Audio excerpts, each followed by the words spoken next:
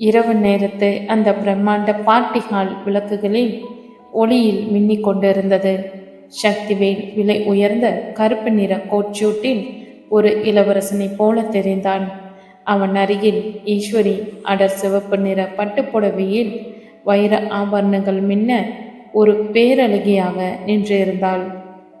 சக்தி, என் கையை விடாதீங்க, இன்னைக்கு எல்லோரும் நம்மளையே தான் பார்ப்பாங்க என்று ஈஸ்வரி அவன் காதோறும் ரகசியமாக சொல்லி அவன் கையை பிணைத்து கொண்டாள். அவளது சுவாசத்தின் வெப்பம் அவன் கழுத்தில் பட்டபோது சக்திவேலுக்கு ஒரு கணம் செலுத்தது. ஆனால் அவன் கண்கள் அந்த ஹாலில் ஜூஸ் கிளாஸ்களை ஏந்தி பணிபுரியும் வெற்றியையும் நிலாவையும் தான் தேடியது.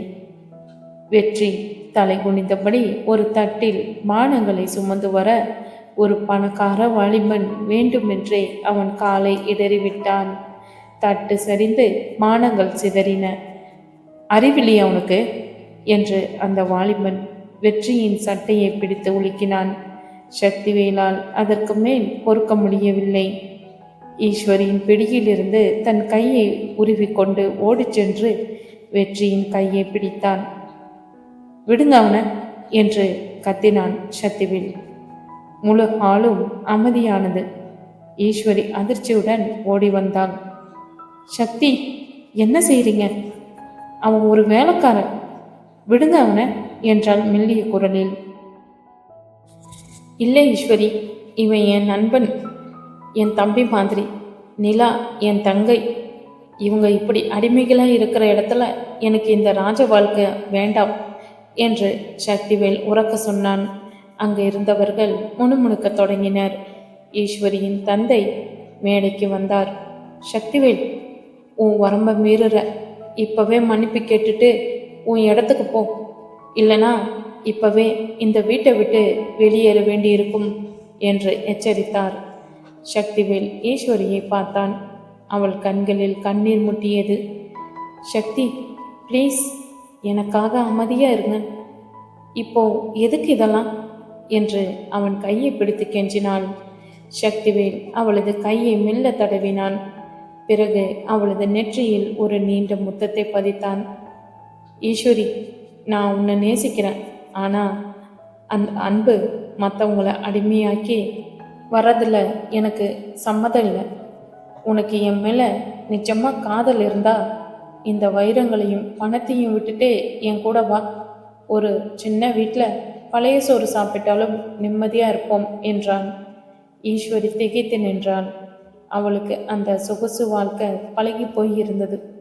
சக்தி, என்னால் முடியாது, எனக்கு இதுதான் வாழ்க்கை என்று பின்வாங்கினாள். சக்திவேலின் இதயம் ஒரு கணம் சுக்கு நூறாக உடைந்தது. அவன் புரிந்து கொண்டான், இந்த உலகத்தில் ஈஸ்வரியின் உருவம் அவனுடையதுதான். ஆனால் அவள் குணம் பணத்தோடு பிணைக்கப்பட்டு இருந்தது. சரி ஈஸ்வரி, உன் வாழ்க்கை உனக்கு, ஆனால் என் ரத்தத்தை நான் விட்டுட்டு வரமாட்டேன் என்று சொல்லிவிட்டு வெற்றியின் கையை பிடித்தான். நிலா, வா போலாம். மூவரும் அந்த பிரம்மாண்டமான மாளிகையை விட்டு வெளியேறினர். பின்னால் ஈஸ்வரி சக்தி சக்தி என்று கதறி அழுதது அவனுக்கு கேட்டது. ஆனால் அவன் திரும்பி பார்க்கவில்லை. மழை பெய்ய தொடங்கி இருந்தது. அந்த இருண்ட சாலையில் மூவரும் நனைந்தபடி நடந்தனர். திடீரென்று சக்திவேலின் காலுக்கு அடியில் ஏதோ ஒன்று தட்டுப்பட்டது. குனிந்து பார்த்தான். அது அந்த விசித்திரமான செப்பு நாணயம். அதை எடுத்த அடுத்த நொடி ஒரு மின்னல் அவன் கண்களை பறித்தது. கண் விழித்து பார்த்தபோது சக்திவேல் தன் பழைய அதே சிறிய ஓட்டு வீட்டின் திண்ணையில் அமர்ந்திருந்தான். மழை பெய்து ஓய்ந்திருந்தது.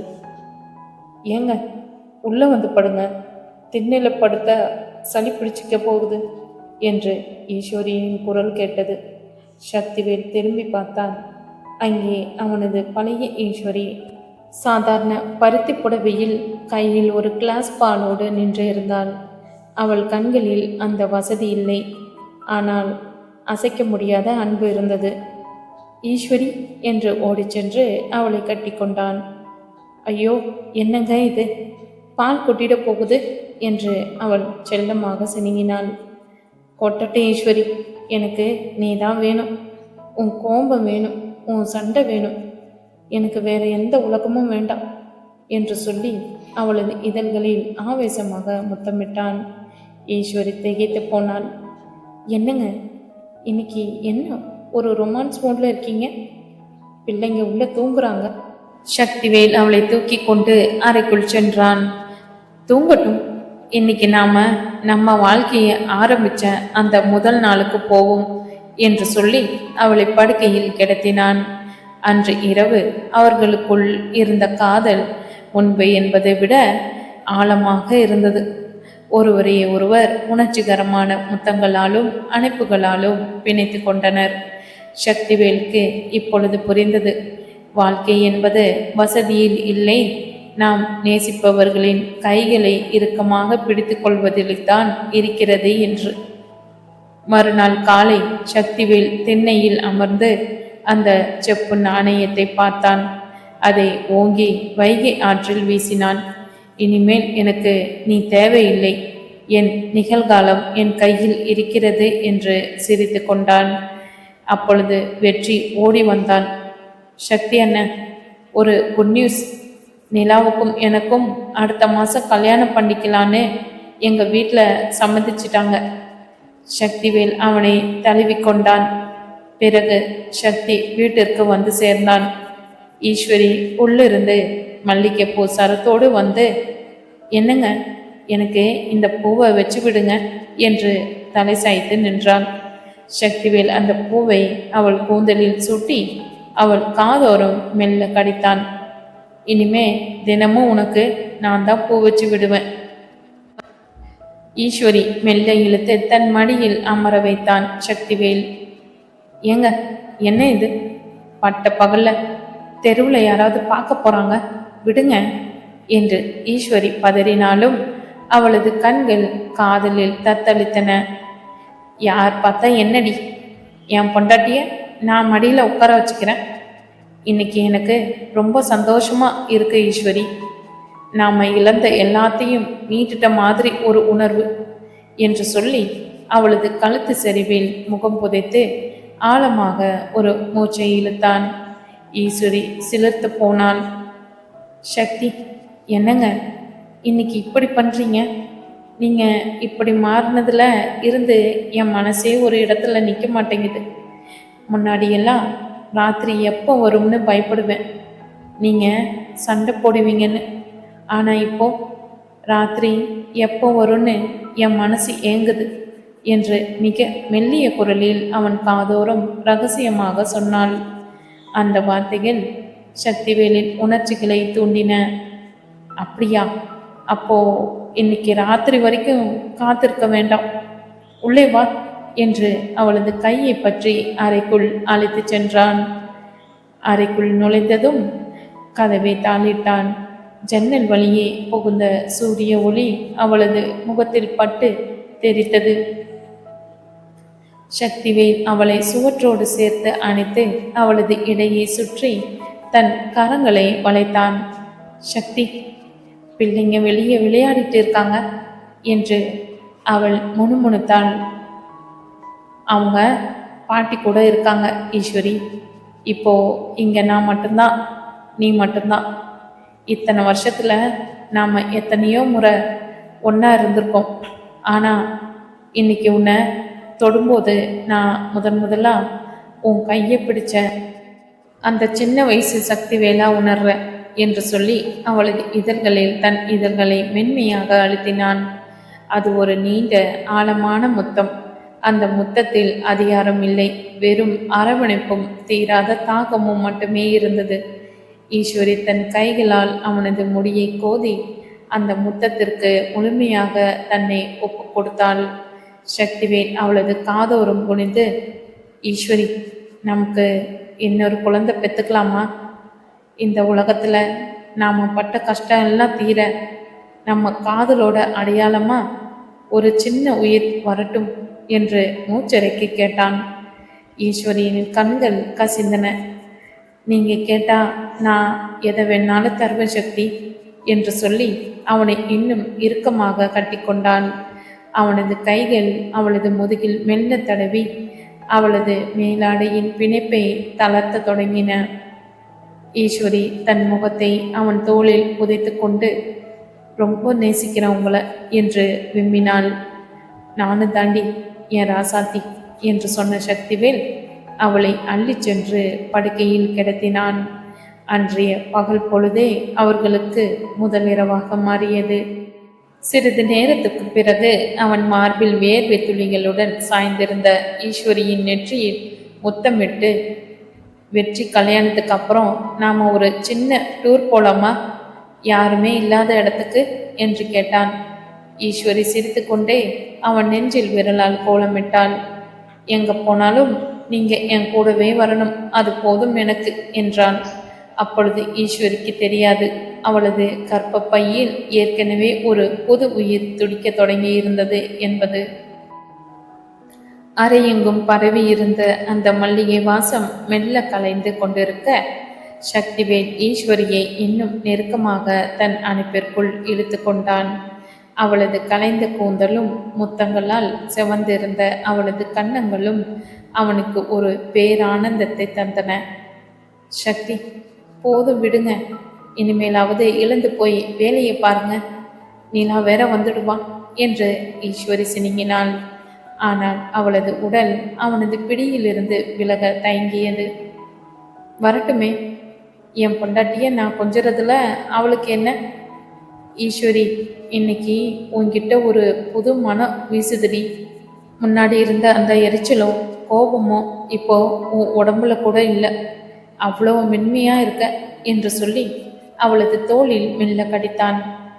ஆமா, நீங்க மட்டும் என்னவா, முன்னாடி எல்லாம் தொட்டாலே முள்ளு மாதிரி குத்தும், இப்போ என்னவோ பஞ்சு மாதிரி மாறிட்டீங்க. என்னமோ தெரியலைங்க, மனசுக்குள்ள ஒரு இனம் புரியாத சந்தோஷம் என்று சொல்லி அவன் மார்பில் முகம் புதைத்து அவன் மேனி வாசத்தை ஆழமாக நுகர்ந்தாள் ஈஸ்வரி. மெல்ல எழுந்து இருவரும் தயாராகி வெளியே வந்தபோது வாசலில் வெற்றியும் நிலாவும் ஏகப்பட்ட பைகளுடன் வந்து நின்று இருந்தனர். என்னென்ன, 2 பேரும் இப்பதான் தூங்கி எழுந்தீங்களா?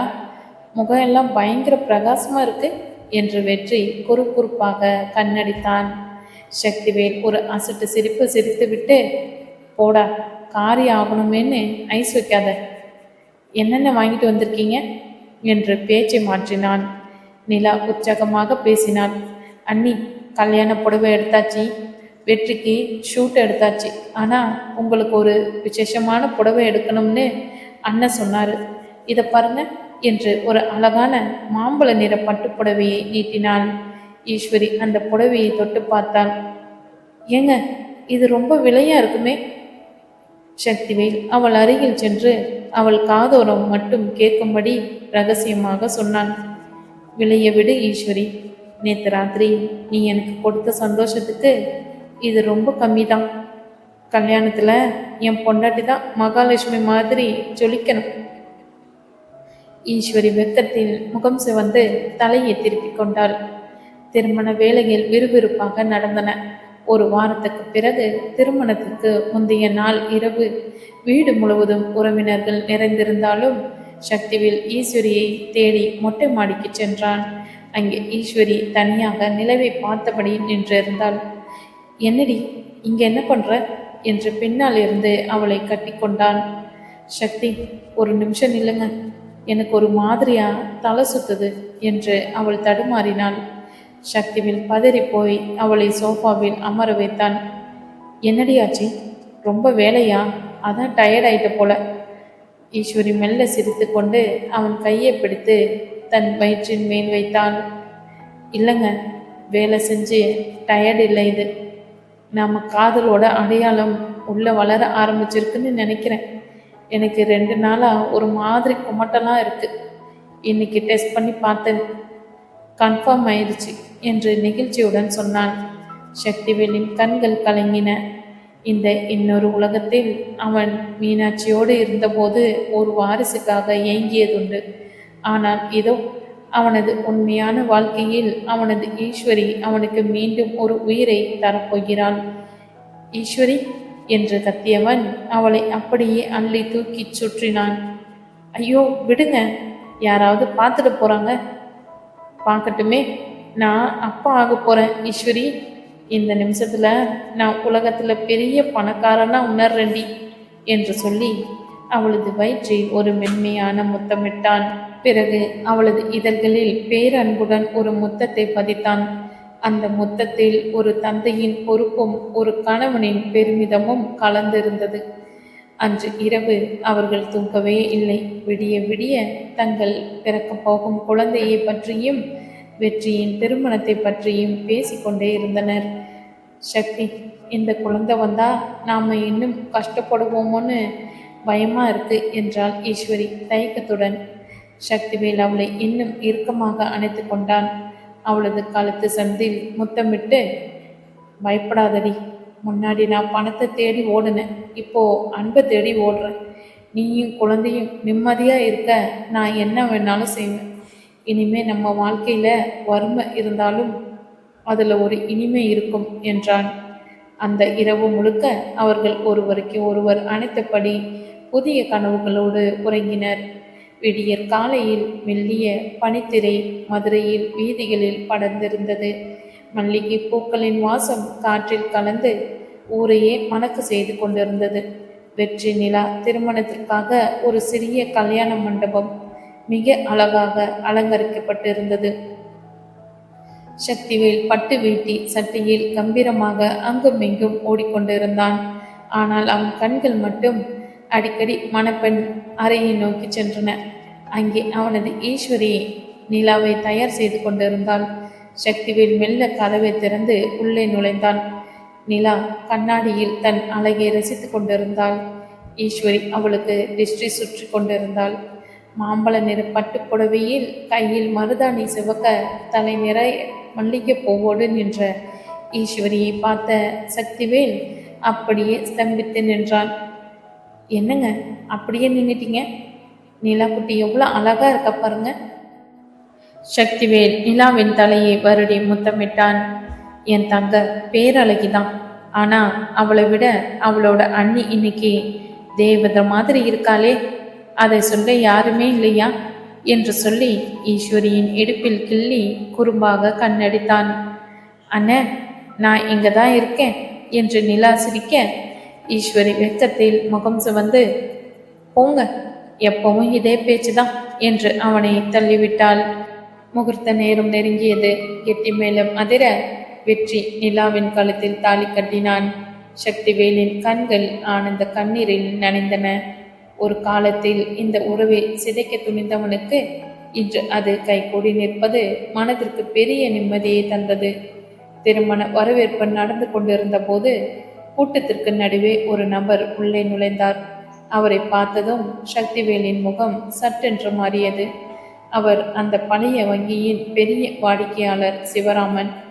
முந்தைய மாற்று உலகத்தில் அவர் சக்திவேலை மிகவும் அவமானப்படுத்தியவர்.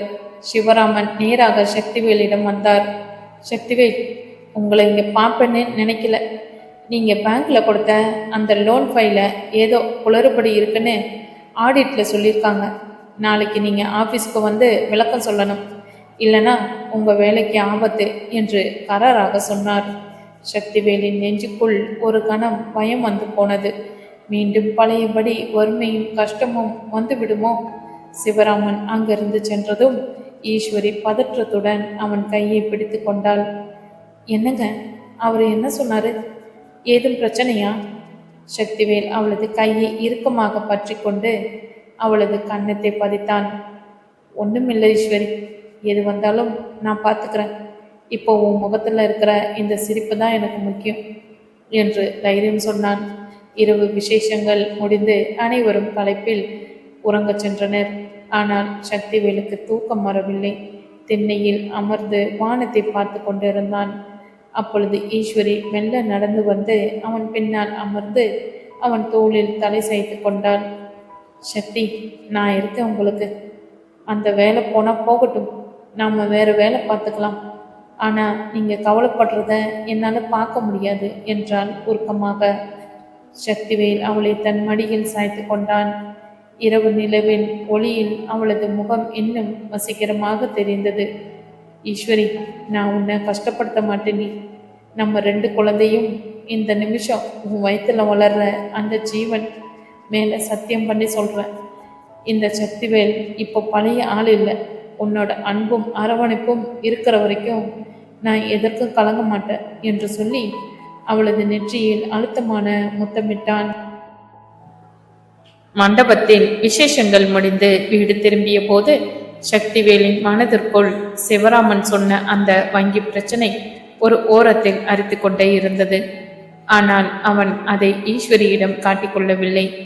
அவளுக்கு இப்பொழுது இருக்கும் இந்த சூழலில் மன அழுத்தம் கொடுக்க அவன் விரும்பவில்லை. வீடு வந்ததும் ஈஸ்வரி மிகவும் களைப்பாக தெரிந்தாள். மல்லிகை பூச்சரம் கலைந்து அவள் தோளில் சரிந்து கிடந்தது. பட்டுப்புடவையின் பாரம் அவளை வாட்டியது. ஈஸ்வரி, இங்க வா என்று மென்மையாக அழைத்தான் சக்திவேல். அவள் வந்ததும் அவளை மெல்ல அமர வைத்து அவளது காலணிகளை கலற்றினான். ஏங்க, என்ன இது? நான் பண்ணிக்கிறேன். சும்மா இருடி. என் பொண்டாட்டிக்கு நான் இதை கூட செய்யக்கூடாதா? இன்னைக்கு நாள் முழுக்க ஓடி ஓடி வேலை செஞ்சிருக்க, காலெல்லாம் வீங்கி இருக்கும் என்று சொல்லி அவளது பாதங்களை மெல்ல நீவி விட்டான். ஈஸ்வரியின் கண்களில் ஒரு மெல்லிய கண்ணீர் திரை. சக்தி, முன்னாடி எல்லாம் நான் கால் வலிக்குதுன்னு சொன்னா உனக்கு எப்பவுமே இதுதான் வேலையான்னு கோவப்படுவீங்க. இப்போ என்னடானா இப்படி பண்றீங்க? நிஜமாவே எனக்கு இது கனவு மாதிரியே இருக்கு. சக்திவேல் நிமிர்ந்து அவளை பார்த்தான். அவளது முகத்தருகே சென்று அவளது மூக்கோடு தன் மூக்கை உரசி, முன்னாடி நான் ஒரு முட்டாளா இருந்தேன் ஈஸ்வரி. கஷ்டம் வந்தா அதை உன் மேலே காட்டினேன். ஆனால் அந்த இன்னொரு வாழ்க்கை எனக்கு ஒரு பெரிய பாடத்தை கற்றுக் கொடுத்துருச்சு. பணத்தை விட நீ உன் அன்பும் தான் எனக்கு பெருசு என்று சொல்லி அவளது இதழ்களில் ஒரு மென்மையான முத்தத்தை பதித்தான். அந்த முத்தத்தில் ஒரு ஆறுதலும் நான் உன்னை பார்த்து கொள்வேன் என்கிற உறுதியும் இருந்தது. ஈஸ்வரி அவன் கழுத்தை கட்டிக்கொண்டு அவன் தோளில் சாய்ந்து கொண்டாள். எனக்கு பயமா இருக்குங்க. அந்த சிவராம ஏதோ தப்பா சொன்னாரே, நாளைக்கு பேங்க்ல எதுவும் பிரச்சனையாகுமா? சக்திவேல் அவளது முதுகை வருடி கொடுத்தான். எதுவும் ஆகாது. ஒருவேளை வேலை போனா கூட நான் உழைச்சி உன்னை சிங்காரமா வச்சுப்பேன். இப்போ நீ எதை பற்றியும் யோசிக்காம நிம்மதியா தூங்கு என்று சொல்லி அவளை படுக்கையில் கிடத்தி போர்வையை இழுத்து போத்தினான். அவளது நெற்றியில் மீண்டும் ஒரு முத்தமிட்டு விளக்கை அணைத்தான். ஆனால் அவனது கண்கள் இருட்டில் நிலாவையே பார்த்து கொண்டிருந்தன. மறுநாள் காலை வங்கிக்கு சென்ற சக்திவேலுக்கு பெரிய அதிர்ச்சி காத்திருந்தது. சிவராமன் சொன்னது போலவே ஒரு பெரிய தொகைக்கான லோன் ஃபைலில் சக்திவேலின் கையெழுத்து இருந்தது. ஆனால் அந்த லோன் அவன் கொடுத்ததே இல்லை. யாரோ அவனை மாட்டிவிட திட்டம் செய்திருக்கிறார்கள். சக்திவேல், இது உன் கையெழுத்து தானே? 50 லட்சம் ரூபாய் லோன் போயிருக்கு. ஆனால் அந்த கம்பெனியே போலியானதுன்னு தெரியுது என்று மேனேஜர் கத்தினார். சக்திவேலுக்கு தலை சுற்றியது. அவன் காலம் மாற்றம் செய்தபோது ஏற்பட்ட சில குழப்பங்கள் இந்த உலகத்தில் வினையாக வந்து நின்றன. ஆனால் இந்த முறை அவன் ஓடி ஒளியவில்லை. சார், இது என் கையெழுத்து இல்லை, யாரோ போலி செஞ்சிருக்காங்க. நான் இதை பிடிச்சு காட்டுறேன் என்று உறுதியாக சொன்னான். மாலை வரை வங்கியில் போராடி அந்த போலி ஆவணங்களை தயாரித்தது வங்கியின் மற்றொரு ஊழியர் என்பதை கண்டுபிடித்தான். அவனது நேர்மையும் விடாமுயற்சியும் மேனேஜரை வியக்க வைத்தது. சிவராமன் கொடுத்த அழுத்தத்தையும் மீறி சக்திவேல் தன் குற்றமற்ற நிலையை நிரூபித்தான். வெற்றிகரமாக வேலையை முடித்துவிட்டு வீட்டுக்கு ஒரு பெரிய ஐஸ்கிரீம் டப்பாவுடன் சென்றான். ஈஸ்வரி, ஈஸ்வரி என்று கத்திக்கொண்டே உள்ளே நுழைந்தான். ஈஸ்வரி சமையலறையில் இருந்து ஓடி வந்தாள். என்னங்க, என்னாச்சு? ஏன் இவ்வளோ சத்தம்? அப்போ உடனே குழந்தைகள் அப்பா என்று ஓடி வந்ததும் குழந்தைகளுக்கு ஐஸ்கிரீம் டப்பாவை தந்துவிட்டு ஈஸ்வரியிடம் பேச தொடங்கினான். பிரச்சனை முடிஞ்சிருச்சுடி. உன் புருஷன் யாருன்னே இன்னைக்கு பேங்க்ல நிரூபிச்சுட்டு வந்துட்டேன் என்று அவளை அள்ளி தூக்கி சுற்றினான். ஐயோ, இறக்கி விடுங்க, தலை சுத்துது என்று அவள் சிரிக்க சக்திவேல் அவளை மெல்ல கீழே இறக்கி அவளது முகத்தை நிமித்தினான். இன்னைக்கு ரொம்ப சந்தோஷமா இருக்கு ஈஸ்வரி, நாம ஜெயிச்சிட்டோம் என்று சொல்லி அவளது இதழ்களில் ஆவேசமாக ஒரு முத்தத்தை தந்தான். ஈஸ்வரி அவனது அணைப்பில் தன்னை மறந்தாள். சக்தி, நீங்க இருக்கும்போது எனக்கு எந்த கவலையும் இல்லை என்று சொல்லி அவனது சட்டையை இறுக்க பற்றி கொண்டாள். அந்த இரவு அவர்கள் இருவருக்கும் இடையில் ஒரு புதிய நெருக்கம் பிறந்தது. வறுமையும் சோதனையும் அவர்களை பிரிக்க முயன்றாலும் அந்த ஒவ்வொரு அடியிலும் அவர்கள் காதல் இன்னும் ஆழமாகிக் கொண்டே இருந்தது.